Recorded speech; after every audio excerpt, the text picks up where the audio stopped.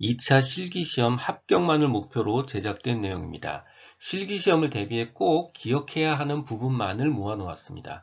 직업상담사 2급 초단기 합격 비법 2차 실기 대비 이론과 문제집의 내용을 바탕으로 제작된 강의입니다. 객관적 검사, 투사적 검사 파트는 대표 문제 풀이가 곧 핵심 내용 이해입니다. 먼저 시작하기 전에 객관적 검사와 투사적 검사의 기본 개념을 이해하는 게 중요하고요. 객관적 검사 다른 이름으로 자기고용 검사, 선다형 검사, 설문지형 검사라고도 불립니다. 투사적 검사는 예를 들어서 문제 행동을 일으키는 아이한테 어떤 가족 그림 같은 걸 그리도록 해보고요. 그 마음을 그 그림에 투사시켜서 그 그림을 해석하는 방식의 검사법 같은 것들이 예를 들어서 그런 검사들이 바로 투사적 검사입니다.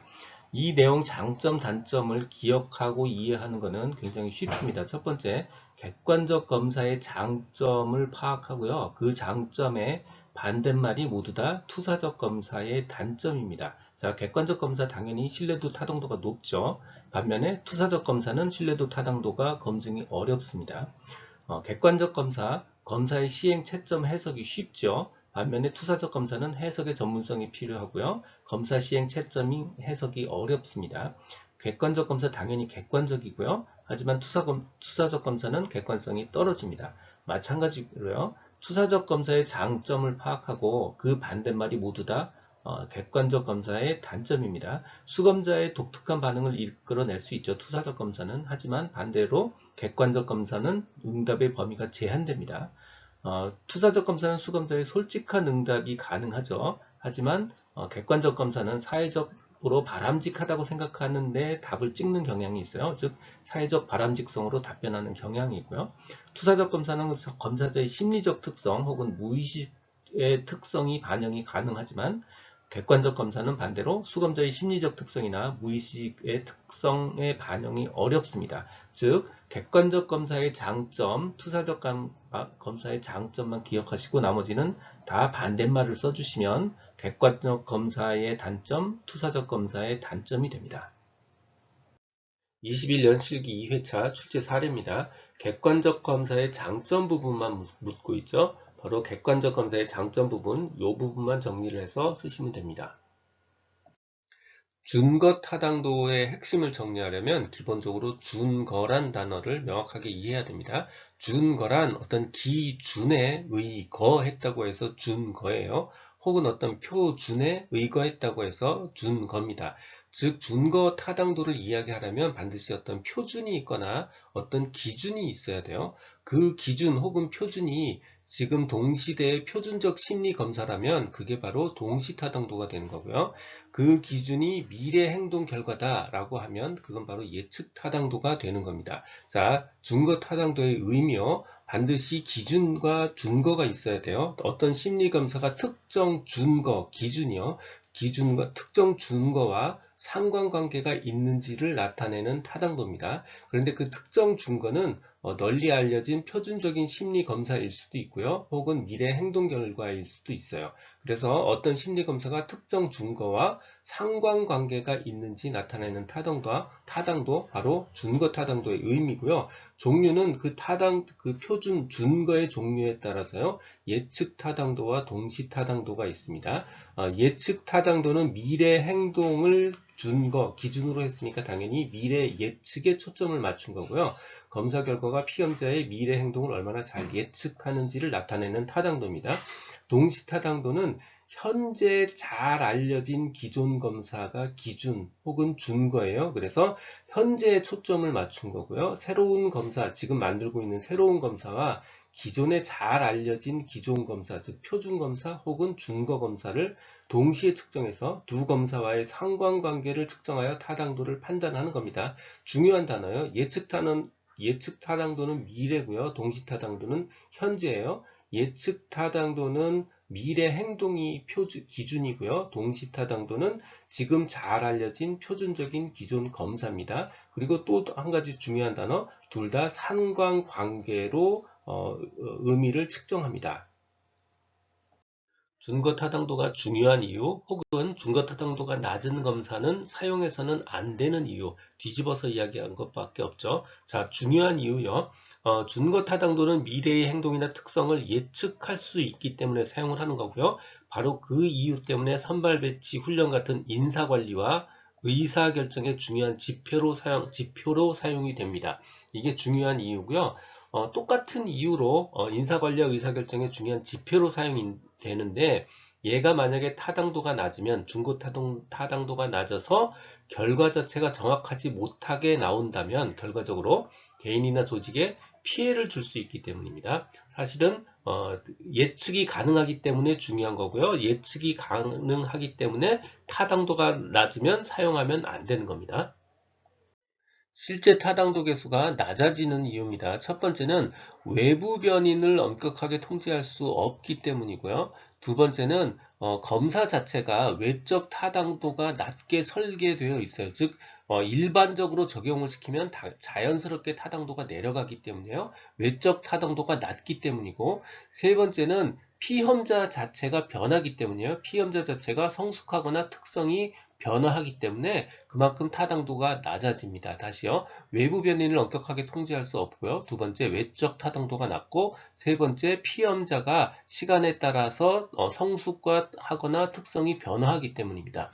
준거 타당도 계수에 영향을 미치는 요인이요. 세 가지입니다. 기억하기 쉬운 건 신뢰도와 타당도예요. 준거 측정치의 신뢰도가 떨어지고 타당도가 낮아지면 당연스럽게 신뢰도 계수가 낮아집니다. 신뢰도가 낮은 특성 검사는 당연히 준거 타당도를 낮추게 하고요. 당연히 검사 특성을 제대로 개념을 못 잡은 타당도가 낮은 검사 역시 준거 타당도 계수가 낮아지게 됩니다.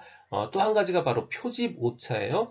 표본이 모집단을 대표하지 못할 경우에 준거 타당도가 낮아집니다. 예를 들어서 학생 점수를 가지고 타당도를 측정하려고 했는데 1등부터 10등까지만 골랐어요. 이렇게 모집을 잘못했을 경우에 표본이 모집단을 대표하지 못할 경우에 자연스럽게 타당도 계수가 떨어지게 됩니다. 다시 정리하면요. 표집 오차가 잘못됐을 때, 표본이 모집단을 대표하지 못했을 때, 두 번째, 준거 측정치의 신뢰도가 낮을 때, 세 번째, 준거 측정치의 타당도가 낮을 때, 이렇게 세 가지 특성을 이야기하면 됩니다. 21년 실기 1회차의 출제 사례입니다. 예측 타당도, 동시 타당도, 의미와 차이점을 묻는 문제입니다. 기존 핵심 내용에 있듯이 예측 타당도, 동시 타당도, 의미 쭉 적어주시면 되고요. 차이점을 좀 강조하기 위해서 예측 타당도는 미래 예측에 초점을 맞췄다. 동시 타당도는 현재에 초점을 맞췄다. 이 정도만 더 강조해서 한번 더 써주시면 됩니다. 지금 듣고 계신 강의는 직업상담사 2급 초단기 합격 비법의 핵심 내용 파트입니다. 반복 가능한 분량을 만들기 위해 복원된 문제를 모두 동영상에 넣을 수는 없었지만 중복된 개념을 통합해서 핵심 개념을 정리했으니까 이것만으로도 모범 답안을 충분히 쓸 수 있으리라 생각합니다. 하지만 답은 아는데 문제를 이해하지 못해서 틀리지 않도록 출제 이력 부분은 꼭 확인해 보시기 바랍니다. 또한 서술형인 2차 실기시험은 손으로 쓰여진 것만 점수로 연결이 됩니다. 눈으로 머리로만 공부하면 실패할 수 있습니다. 꼭 손으로 키워드를 직접 쓰면서 공부해야 한다는 점도 기억해 주시기 바랍니다. 신뢰도 추정 방법이요. 신뢰도 추정 방법은요. 방법 4가지를 묻고 그 내용을 설명하는 게 가장 많이 출제되는 문제입니다. 좀 더 어렵게 나온다면 장점, 단점을 묻기도 하고요. 그 안에 사용되는 계수와 계수 사용 방법까지 묻기도 하는데 실제로 각 추정 방법의 내용을 알면요. 그 내용으로부터 장점, 단점 쉽게 추정해낼 수 있고요. 그 내용으로부터 계수 이름도 쉽게 연결 지을 수 있습니다. 그래서 이 각 내용, 계수, 장점, 단점, 그 다음에 이름까지 한꺼번에 묶어서 공부하는 게 가장 효과적인 공부 방법입니다. 먼저 반분 신뢰도요. 반분 신뢰도는 반으로 나눴다는 얘기죠. 한 개의 검사를 반으로 2개로 만들었어요. 한 개의 검사를 2부분으로 나눠서 상관계수를 파악하는 방법으로 측정합니다. 그러니까 장점은 추정이 빠르죠. 그냥 반으로 무조건 쪼개면 되니까. 하지만 단점은 하나를 가지고 양분을 했으니까 결과적으로 상관관계가 낮아서 정확도가 가장 낮다는 단점이 있습니다. 그 계수 이름은요. 내부를 반으로 쪼갰으니까 내적으로 합치해야 돼요. 내적으로 일치해야 돼요. 그래서 내적 합치도 내적 일치도 계수를 사용합니다. 이 안에 사용되는 모든 계수는요, 신뢰성 계수가 높으면 신뢰도가 높다는 의미예요. 그래서 사용 방법은 내적 합치도 계수가 높으면 신뢰도가 높다고 판단한다. 이렇게 쓰시면 돼요. 나머지 다 동일합니다. 그 부분은요. 자, 검사, 재검사 방법이요. 검사, 재검사 방법은 동일 사람, 동일 집단에게 동일 검사를 2번 하는 거예요. 동일 집단에게 동일 검사를 시간차를 두고 2번 하는 겁니다. 그렇게 해서 상관계수를 파악하는 거죠. 그래서 신뢰도 산출이 가장 간단하죠. 그냥 2번 돌리면 되니까. 하지만 단점은 기억 효과나 학습 효과, 피험자 속성 변화 등이 발생할 수 있는 단점이 있고요. 계수는요, 1차 검사와 2차 검사 사이에 변하면 안 되죠. 1차 검사와 2차 검사 사이가 안정해야 됩니다. 그래서 계수 이름이 바로 안정성 계수예요. 그 다음 동형 검사요. 동형이라는 게 타입이 2가지가 있다는 뜻이에요. 그렇죠? 그러니까 동일인에게 동형의 2개의 다른 검사를 시행하여 상관계수를 파악하는 거예요. 그러니까 예를 들어서 1형 검사가 있고 2형 검사가 있다는 뜻이에요. 그래서 그 1형 검사와 2형 검사는 서로 동등해야 되죠. 그래서 동등성 계수를 사용합니다. 장점은 신뢰도 계수 추정이 쉽죠. 그리고 검사 문항이 다르기 때문에 연습이나 기억 효과로 인한 문제점의 영향이 가장 작습니다. 단점은요, 2개의 검사를 제작해야 돼요. 그래서 2개의 동형 검사를 제작하는 게 쉽지 않고요. 시간과 비용이 많이 걸리는 단점이 있습니다. 내적 합치 신뢰도요. 모든 반분 신뢰도, 그러니까 반분 신뢰도의 종류 3가지를 다 따로따로 계산해요. 그래서 그것을 모두 평균값으로 해서 추정해내는 게 바로 내적 합치 신뢰도입니다. 그러니까 알고 보면 그 안에 있는 모든 문항들이 서로 동질적이어야 돼요. 물론 요거 계산할 때 각각의 반분 신뢰도를 계산할 때 그 안에 내적 합치도 계수를 사용하지만 그거는 일종의 하청업체에서 사용하는 거예요. 얘네가 사용하는 게 아니고 그 결과를 받아서 만든 계수가 바로 동질성 계수입니다. 그래서 내적 합치 신뢰도에서 사용하는 계수는 동질성 계수예요. 내적 합치와 내적 합치가 이름이 같아서 반분 신뢰도에 들어가는 요것과 요 2개가 이름이 같아서 서로 기억이 어렵습니다. 반분 신뢰도가 내적 합치고요. 내적 합치는 동질성이에요. 내적 합치 신뢰도의 장점, 하나의 검사로 한 번만 수행이 되죠. 그러니까 시간과 비용 측면에서 유리한데 단점은요. 시험이 단일 요인을 측정하는 게 아니라 여러 요인을 측정하는 경우에는 이게 신뢰도 문제인지 내용상의 문제인지 구분이 안 돼요. 뭐 예를 들어서 얘가 IQ와 EQ를 같이 검사한다라고 치면 얘를 여러 가지 방법으로 반분 신뢰도를 하게 됐을 때 이게 문제가 생기면 이게 신뢰도 문제인지 내용의 문제인지 구분이 안 됩니다. 그런 문제가 있습니다. 다시 정리하면 단일 요건이 아닌 여러 요건을 측정할 경우에는 신뢰도 문제가 발생할 수 있다라는 단점이 있어요. 다시 반분 신뢰도, 검사 재검사, 동형 검사, 내적 합치 신뢰도고요. 그 각각의 내용까지만 다시 한번 정리하시면 됩니다. 신뢰도 추정 방법 중에 하나인 검사 재검사 방법에 단점을 물어보기도 하고요. 신뢰도에 영향을 미치는 영향 요인을 물어보기도 하고요. 충족 조건을 물어보기도 합니다. 마치 다른 문제인 것 같지만 결국 다 같은 내용을 약간씩 질문의 의도에 맞춰서 변경해서 대답하면 되는 같은 문제인 겁니다. 자, 예를 들어서 검사 재검사에 영향을 미치는 요인에는 2월 효과 같은 게 있죠. 2월 효과의 의미는 뭐냐면 바로 1차 검사가 2차 검사에 영향을 미친다는 뜻이에요. 또 뭐 반응 민감성 같은 게 있어요. 반응 민감성은 1차 검사를 받는 과정에서 피험자의 진점수가 향상된다 혹은 변경된다는 거예요. 결국 둘 다 1차 검사가 2차 검사에 영향을 미치는 거고요. 2월 단점은 2월 효과가 발생해서 단점이 있다. 반응 민감성이 발생해서 단점이 있다. 그냥 단점스럽게 표현하는 거고요. 영향 요인은 이런 게 영향 요인이다. 이런 게 영향 요인이다고요. 그거를 충족 조건으로 바꾸면 그러니까 1차 검사, 2차 검사는 서로 영향을 주면 안 돼. 이렇게 조건스럽게 충족 조건스럽게 바꿔주면 되는 거예요. 그 다음 성숙 효과, 피검사의 특성이 변한다는 특성이에요. 영향 요인은 성숙 효과고 단점은 성숙 효과에 의해서 영향을 받는다는 거고요. 당연히 충족 조건은 그러면 특성이 변하면 안 된다는 식으로 충족 조건스럽게 표현을 바꿔주면 돼요. 자, 검사 조건, 영향 요인은 검사 조건에서 영향을 받고요. 단점도 마찬가지로 검사 조건에서 영향을 받을 수 있다는 거고 충족 조건은 검사 조건이 동일해야 된다, 바뀌면 안 된다. 이렇게 충족 조건스럽게 표현만 바꿔주면 되는 거예요. 오직 차이점 혹은 각각의 이 유일하게 갖고 있는 것들이 하나씩 있어요. 이것만 우리가 집중해서 따로 보시면 돼요. 예를 들어서 단점이요. 단점은 시간 비용 2배에 해당하는 이 단점은요. 충족 조건이나 영역 요인하고 관계가 없어요. 오직 검사 재검사의 단점에 해당하는 부분입니다. 그 다음 영향 요인에는 태도 변화 같은 게 있어요. 그러니까 1차 시험에서는 열심히 쳤던 학생이 2차 시험에서는 마음이 바뀌어서 태도를 바꿔서 잘 안 치는 거야. 이런 것들이 바로 영향 요인이 따로 있을 수 있는 거고요. 충족 조건의 유일한 그 독특한 특성이요. 측정 내용 자체가 시간에 따라서 변해서는 안 된다는 충족 조건이 있습니다. 그래서 질문이 영향 요인이면 이렇게 쓰시면 되고, 단점이면 영향 요인을 단점스럽게 표현해 주고요. 충족 조건은 영향 요인을 충족 조건스럽게 표현 방법만 조금 바꿔서 써주시면 되는 겁니다.